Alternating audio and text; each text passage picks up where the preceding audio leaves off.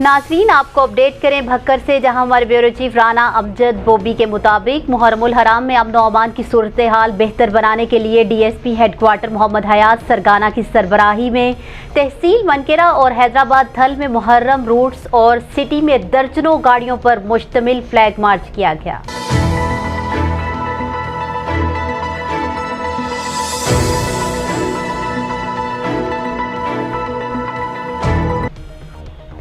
जबकि इस मौका पर SHO थाना मनकेरा अमीर अहमद खान और SHO थाना हैदराबाद थल मलिक शेर अली छीना समेत पुलिस की भारी नफरी मौजूद थी।